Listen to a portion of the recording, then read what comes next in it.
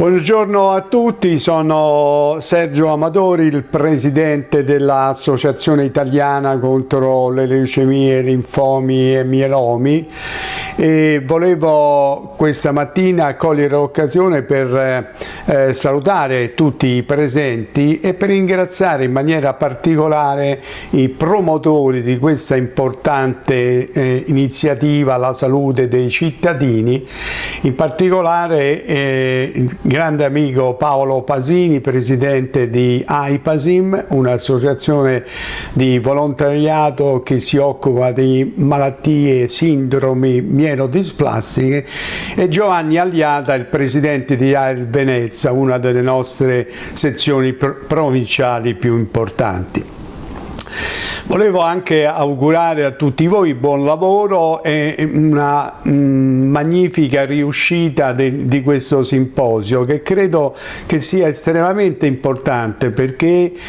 toccare in questo periodo un tema come quello della salute rappresenta effettivamente un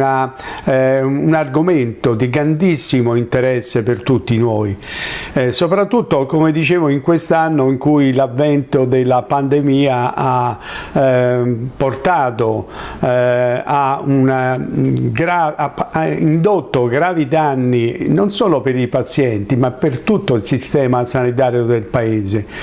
Un sistema sanitario che si riteneva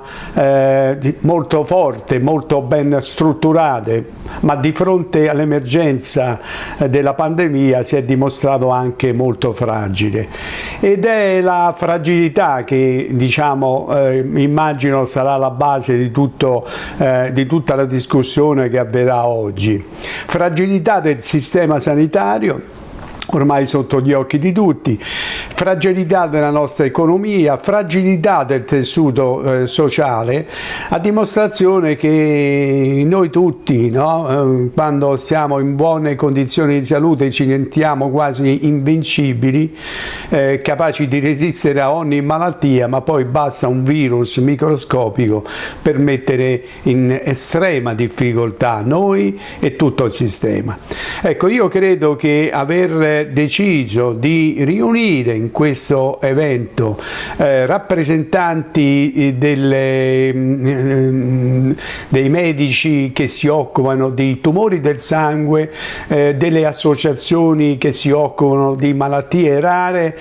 sia stata un'ottima idea, perché sia i tumori del sangue che le reti di tumori rari e di malattie rare sono effettivamente strettamente collegati. Sono patologie che quando si manifestano creano nel paziente, nella famiglia, veramente una situazione di angoscia, di paura, di preoccupazione che è difficile da rimarginare. Ecco, in queste situazioni mettere intorno al tavolo i professionisti della salute, quindi gli esperti di queste patologie, e i pazienti insieme alle associazioni dei pazienti, credo che sia stata un'ottima idea, perché da questo confronto, questa che noi chiamiamo l'alleanza terapeutica tra medici o personale sanitario e pazienti, credo che sia la chiave di volta della possibilità poi di superare queste emergenze. Addirittura io vorrei sottolineare, e questo mi dà lo spunto proprio la presenza di alcune associazioni oggi, e cioè che in questa cosiddetta duplice alleanza tra pazienti e medici specialisti che si occupano di queste patologie c'è da considerare sempre il ruolo cruciale e fondamentale, a mio avviso, che è esercitato dai volontari. I volontari, io sono presidente dell'AIL, noi abbiamo circa 20.000 volontari sparsi sul territorio nazionale che cercano di fare il massimo che si possa fare per stare vicino ai pazienti, ai familiari, in modo da sostenere queste persone così fragili in questi momenti così difficili della loro vita, soprattutto, come dicevo, in questi questo periodo.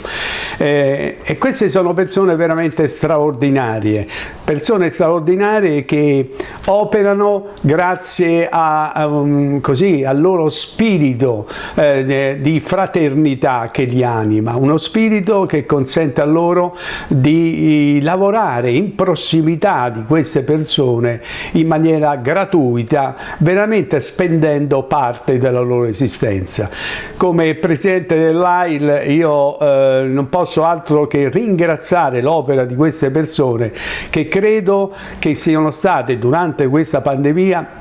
veramente il motore della ricucitura di un tessuto sociale che stava veramente franando sotto i colpi di questo virus invisibile, sconosciuto, che tanti danni ha creato. Ecco, questa triplice alleanza, paziente, associazione dei pazienti, volontari insieme agli operatori sanitari, credo che sia la medicina